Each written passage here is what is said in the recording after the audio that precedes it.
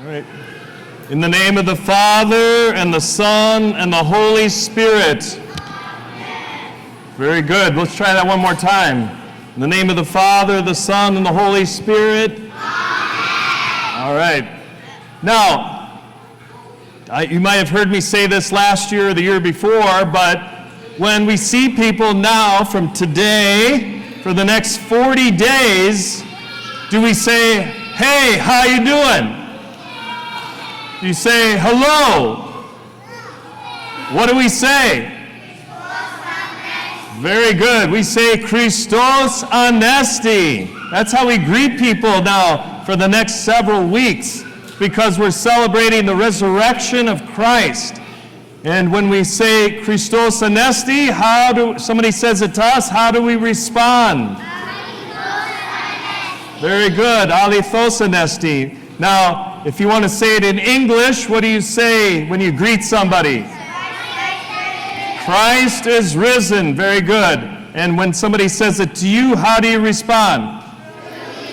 Truly he is risen. Okay, very good. Now, there's so many of you have been here throughout the week, helping celebrate the Passion of Christ, leading up to the resurrection today.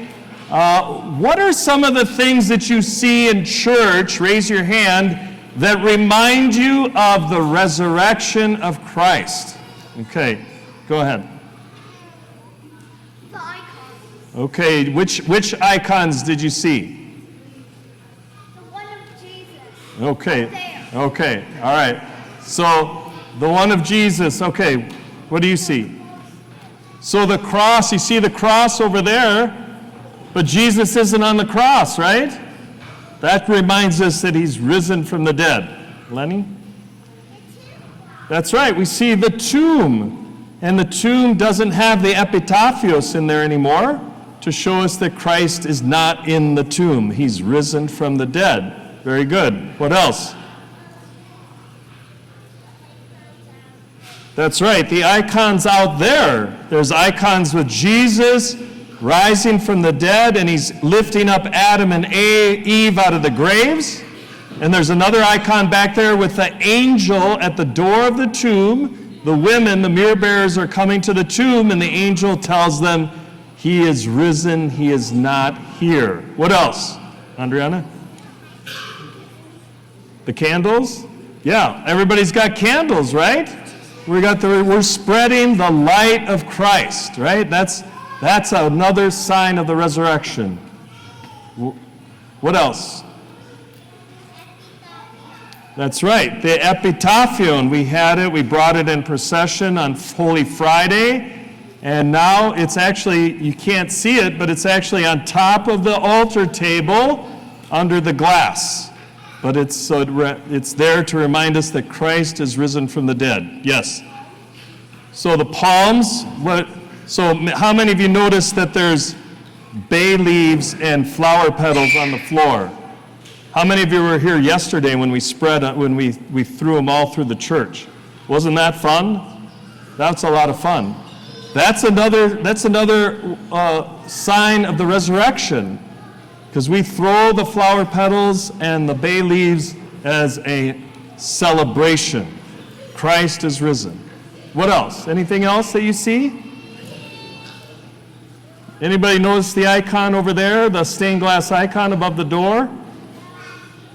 That's the icon of Jesus' resurrection. You see the empty tombs on each side of him? He's risen from the dead. That's another one.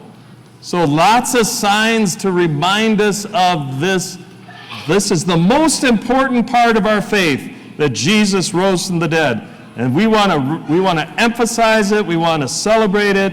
So make sure that you say Christ is risen when you see people, and you respond, truly is risen. Now, any questions? This is the dangerous part. Any questions? Question? Oh, good question. What if you say Christ is risen, but they don't know how to respond?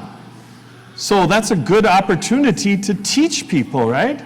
To teach them why we say that. So if some of you say Christ is risen and they look at you with a blank face, you just say, truly he is risen. Okay? Question? How did they take the nails off Jesus' hands and feet? Well, that's a good question. How did they take the nails out of Jesus' hand and feet? Have you ever taken a nail out of a piece of wood with a hammer? That's the way they took them off. Yep, same way. Any other questions? Okay, so just stay here for a moment. Mrs. Carrozza, there you are, has an announcement for all of you. Hi,